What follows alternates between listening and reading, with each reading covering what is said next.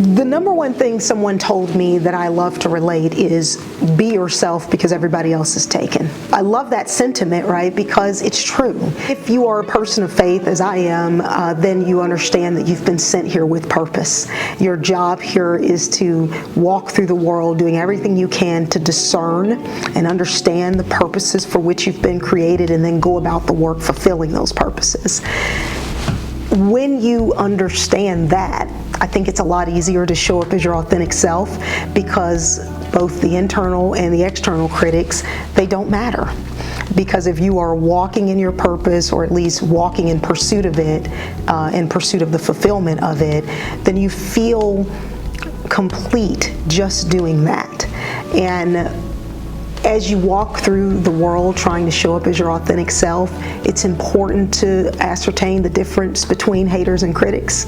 And if you get the difference between a hater and a critic, and you receive the constructive and good and meaningful feedback that critics have so that you can show up as your authentic self, but an improved and better version of yourself, an evolved version of yourself, and then you understand what a hater looks like, somebody who's just trying to detract from and pull from your energy because more often than not things that are going on with them, and then you're able to set that aside, then it becomes a lot easier to show up as your authentic self, believing that it will always be enough. And my experience is that's true. It will always be enough, and certainly for me it always has been.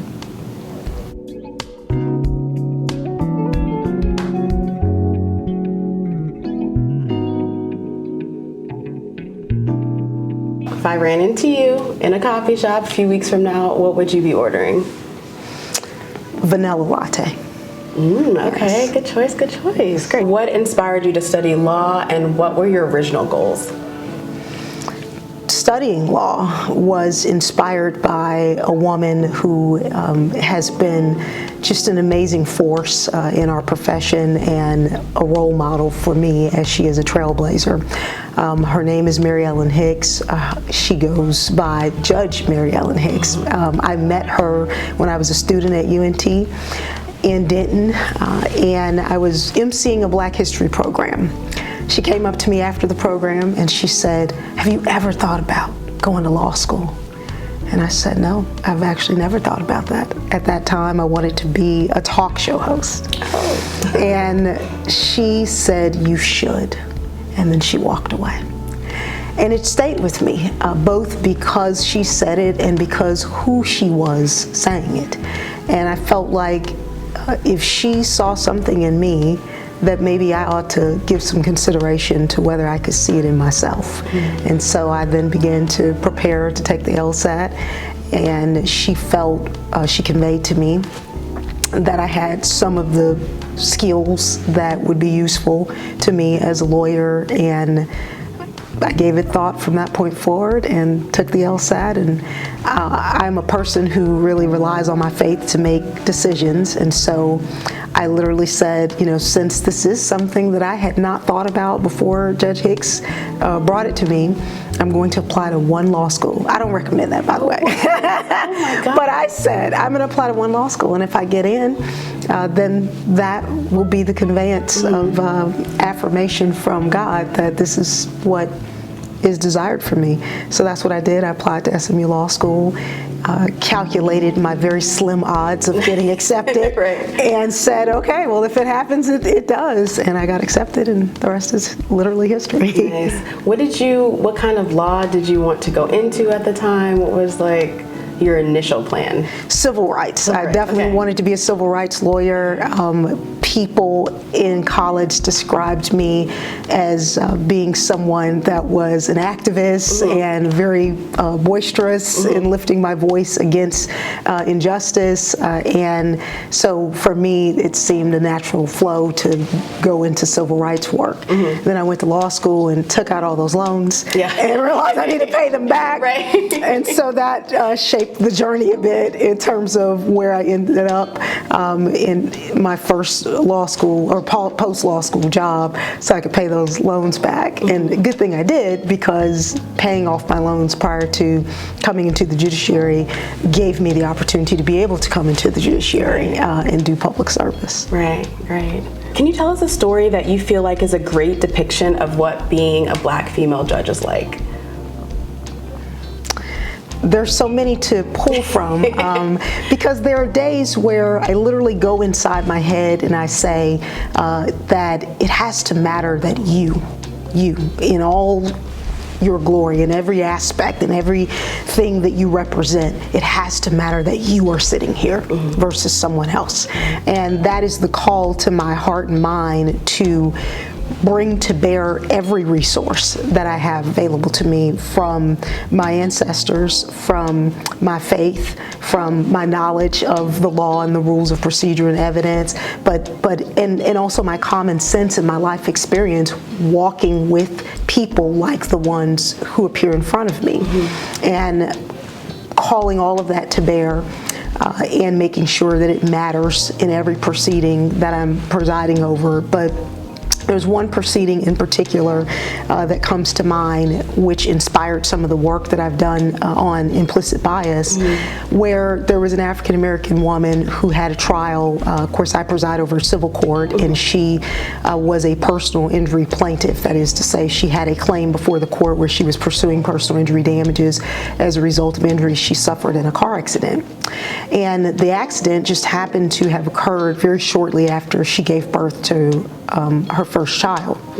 And tearfully, she testified from the witness stand about how her condition was so debilitating that it impaired her ability to care for her newborn, because it was difficult to pick the baby up, it was difficult to nurse the baby, and she tearfully talked about how she felt it had compromised her ability and her right as a mother to bond with her child. Yeah. And so when we gave that case to the jury, the categories of damages that she's entitled to include not just her medical expenses, but also pain and suffering, mental anguish, physical impairment. And when I got the verdict back, the jury gave her embarrassingly low awards for mental anguish and pain and suffering. And I sprinted back to the jury room to engage them, to try to understand. Had we sat through the same trial? Did you see what I saw? I mean, this is a person who was deeply impacted and wounded by not being able to care for her newborn baby, to care, to hold, to pick up, to nurse, and to award, to my recollection, $1,500 or $2,500 of damages as recompense for that kind of a injury, anguish, and suffering. It was insulting. Yeah. And so I wanted to hear from them. And I'll never forget, one of the jurors said he felt like she was a tough cookie. And I said, that's interesting. Tell me more about that. Because, of course, I want the information. I want to understand. And he said, I just felt like she was a tough cookie, so I kept probing. Tell me more about that. Based on what? She was tearful. Much of her testimony, she related how it impacted her, not just during the time she couldn't care for her child, but afterwards, in terms of the regret that she felt, in terms of the guilt that she felt. Tell me more. The tough cookie, where does it come from? And it was in that moment that I really began to understand how important it is for us to focus our attention on the presence of implicit bias in the courtroom, how important it is as jurists that we work on things like jury instructions that can help to root that out of proceedings, because I felt that plaintiff had fell victim to what many of us fall victim to, or are victims to, not that we fall, but we are victims to, people's implicit biases operating in ways that are detrimental to us, where they deprive us of the fullness of our humanity. And I felt that she had been deprived of that. It was painful for me because I was the judge who presided over her case, but I don't get into the jury's deliberations. That's their province. And so I just took that experience and placed it deep on the inside of me, and it fuels the work that I do in trying to get the Texas Supreme Court or the State Bar of Texas to implement a pattern jury charge instruction or a rule of procedure instruction that we will give to jurors in proceedings, where we instruct them what implicit bias is, how it can show up in a proceeding to infect their deliberations and their processing of evidence, and give them debiasing tools to root it out of them so that they can consider the record that really is in front of them. A tearful plaintiff who's talking about not being able to care for her child and bond with her child, versus something that they have entered into the proceeding because of who they think this person is based on their demographics, irrespective of the evidence that's presented to them. And so we've been working really hard on getting that jury instruction, and have made a lot of progress in recent years. And in fact, the instruction as we sit here right now, it is pending before the Supreme Court Advisory Council for recommendation to the justices on the Texas Supreme Court. But that experience was the one that for me said, I couldn't do anything in this proceeding, but there's something that I can do on a more global stage to try to ensure that litigants in courts across our state have equal justice under the law as they are entitled to. Love that. True activist. It's not even that, because obviously in the role of a judge, we are not to be activists. We are to be dispassionate about anything other than pursuing justice. And so for me, it really is about honoring my oath and making sure that the words that are etched on the front of the United States Supreme Court are true, that it's not just platitudes that we pronounce, but that we make these things real in our courts of law, that people are entitled to equal justice under the law and to have fair and impartial proceedings that are based on evidence, not biases express or implicit. And so if I'm an activist for anything, it is definitely to pursue that principle of equal justice. Yeah. So you have made history in the state as the first openly queer Black female judge. Does being the first feel like a form of liberation or burden? Gosh, that is such a good question. Being the first, I think what trailblazers in many different areas would say about trailblazing is that if the focus is only on that I am the first, then I really have not done much with the role. For me, what I hope is that I never get an award for being the first, but that I get an award for not being the last. Because if we swing the door open and we create opportunities for other people who are affiliated with similar demographics to me, then that's something that we can look back on and say, we blazed a trail. Otherwise, we were just it was just a function of history that we were the first, right? But to have the impact, for it to really mean something, it's important for me to not be the last. And I'm proud of that I'm not the last, and that others have come behind me in all of those areas. And swinging the door open is the thing that I'm proud of. So I don't ever feel it a burden, because the task that I charge myself with every day is to, the old people at church might say, show up and show out. But I just want to come every day and just give the highest quality service that I can give to the people who have the matters before the court. And then in that way, I hope bring a lot of pride to the various groups that I'm affiliated with, and create opportunities for people who want to do this work or some similar work in our profession. Yeah. You made national news when you said that you would not perform marriage ceremonies in a state that didn't have marriage equality. What did it feel like to put your foot down like that?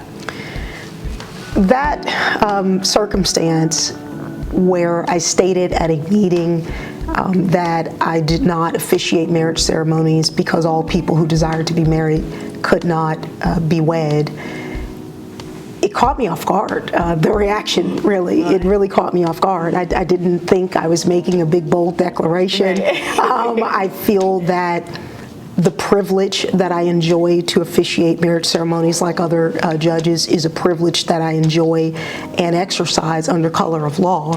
And for me to exercise the privilege unequally was something that I did not think was appropriate, and I was not going to do. It seemed almost that makes sense. yeah, exactly. So the reaction that I got was extraordinary. It really was extraordinary, something I never expected and certainly wasn't looking for. And the most important thing, there were some things though that were important about the experience. One was that it gave the opportunity to help the public understand what a judge does and doesn't do, and that the public could understand that it's not my job to officiate marriage ceremonies, but it's a privilege of my office, and I, like any other judge, can exercise it or not exercise it. There are some judges who don't exercise that privilege for anyone other than close family members and friends, because they believe, as I do, that marriage is a sacred institution, and they don't feel comfortable to officiate ceremonies of people they don't know. And we respect that and we understand. But when I made that statement, people felt that I was, was me sticking it to heterosexual couples. I'm not going to officiate your marriages, because your ceremonies, because gay people can't get married, and it wasn't that at all. In fact, we had the process where if couples came, my deputy would walk them down and find another judge to help them get their ceremony accomplished and have their marriage ceremony. It was never to stop anybody else. It was just to say, I don't feel the comfort to exercise this privilege, because I don't think it is an exercise of that privilege equally to have to turn some people away. But I think people who wanted to make it more sinister than that, they did, and make it about something more than that, they did. And I didn't speak about it for many years, even though I got requests from everywhere. Ellen DeGeneres show, Diane Sawyer, you name it, they called and asked. And I turned all of that down, because it wasn't to make a splash from that perspective. And I didn't want to suggest to people that I was using my office to try to get some sort of attention or fame or something like that. It wasn't about that at all for me. And years later, I didn't talk about it for many years, except to issue one written statement that explained that officiating ceremony is a privilege of office, not a duty. And then when I finally did, I did a TED Talk. And the Lesson in the Labels TED Talk it's been unbelievable. I've traveled all over the country giving that talk in different settings, conferences, and things of that nature. And so what started off as a very interesting experience grew to be something that I think has been able to be very positive for a lot of people, where we get to examine labels, as I was labeled after that, the gay judge who wouldn't officiate marriage ceremonies, and I got to explore that in the talk, and so it was very beneficial overall. So you've won a lot of awards, like a lot, like a crazy list. I doubt that's why you've been able to run unopposed all these elections, just because of that. And you're voted like really favorable judge, like people love you. Why do you think people trust you so much? It comes down to, and this is my experience in the courtroom, this is what is informing this response. I think what people trust is a person who they feel like is giving them everything they've got. I don't believe that there's a person who walks out of our court who doesn't feel that I've given them everything, that I've read the papers, that they've taken the time and their clients' money to prepare and file, that I've treated them with dignity and respect, that I've tried my very best to be patient and give them my attention and time that their matter deserves, and that I've been kind to them. There are times where I end up proceeding and the lawyers will kind of get caught off guard by me simply saying, "Counsel, have a great weekend." And they'll go, "Judge? Huh? Judge?" I said, "Have a great weekend." And they're like, yeah, I will, Judge, you too. And, they just get caught off guard because they're not expecting that. And I'm glad that now, after I've been there for so long, people now have kind of understood that I'll wrap proceeding by wishing them well and ask them how their family is, if I know their family, or I know they have kids. But it's always to offer them the kind of dignity that I want. And I think that that's the reason why our service has been so well received, because we're very intentional about it. Being on the bench is very much like being in a theatrical play from this standpoint. If you're in any type of production, you know, as you all are involved with this, you have to kind of go overboard with your makeup or your hair, whatever, for the people out in the audience to receive it the way that you intended. You have to put on a lot of extra stuff. And it's the same way being on the bench, right? The lawyers are 20 feet away from you, the jurors are 20 feet away from you, the parties are a distance away from you. If you want people to feel that they are having an impartial and fair proceeding with a judge who is prepared and who is offering them a deliberative, thoughtful process where the judge is arriving at a decision, not issuing one. If you want them to feel that, you got to amplify. And I don't mean in terms of drawing a lot of attention to yourself. What I mean is you have to be intentional about it. So when the lawyers walk in, even if I know the lawyer, I'm not going to let there be any indication that I do. Or if a party walks in and I say good morning to one of them, then I'm going to make sure, even if the other one isn't there yet, when they get there, that I say good morning to them as well. Because whoever is sitting out there, they've seen that I've addressed the one side. Even though the party wasn't even there, they don't know. But when they get there, all who is in the room will know. I gave the same treatment. If I question a lawyer in a proceeding, let's say it's a 30-minute proceeding, and I feel like I've spent a lot of time questioning one of them, well, I don't want that lawyer to feel like I'm just raking them over the clothes and the other person is just walking through. So I'll explain to them, counsel, I want you to understand the court's spending the most time with you because you have the burden in this case. You have the burden in this proceeding. And so I'm giving you the opportunity to meet your burden. So I'm not asking as many questions of the other side, but it's not because I'm trying to be unfair or because I'm sold on their position. It's because you're the one who's got to make the record. And I give you the opportunity to do that. So you do these things so that you go out of your way, so that people, it is palpable, the feeling of impartiality, the feeling that this is a judge who really cares to do it the right way and offer a fair proceeding and be prepared and make the rulings pursuant to the law and the record that's being presented to her. I believe that's the reason that our service has been well received, because we go out of our way to do that, and also we just try to be kind to people, show them dignity and grace. There are a lot of mistakes that are made every day, but we try to show people grace. And hopefully that's the reputation of the court. You mentioned before that your fellow judges are like your sisters. Talk to me about what sisterhood looks like in this industry. It's really extraordinary what we have in Dallas County. Of course, you know, our county boasts the largest number of African American female judges of any county in the country. And there are times when I travel other places where people will ask me, what's that like? And I can tell they're expecting that I'm going to relate some sort of acrimony or their cliques or things like that. And that's just not the experience at all. I was joking with you the other day talking about how most of the women in the judiciary here in Dallas are a part of a sorority, and I am not, but they are my sisters collectively. Whatever sorority they are in, they are all my sisters. And even though some of them are in one sorority or another, I still see the same kindred bonds between them as well across those lines. But I think it's because we all understand what it took to get here, and there's just an enormous amount of respect. We know, we presume the competency preceded the road. We presume the hard work preceded the road because we know what we had to do to get it. It's difficult to get elected to public office, and especially showing up and being your authentic self.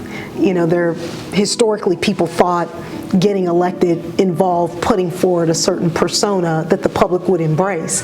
But the way I see my sisters here in Dallas doing the work is, no, we show up as ourselves and believe in the fact that the public will embrace us, and they have. It's just been extraordinary that people have been able to receive collectively the service, the innovation, the programs, the fact that we're not one-trick ponies. All of us have different things going on in addition to what we do in the courtrooms, and people know that's who we are as women in general, and so it's not a surprise to them to see us be that in these robes.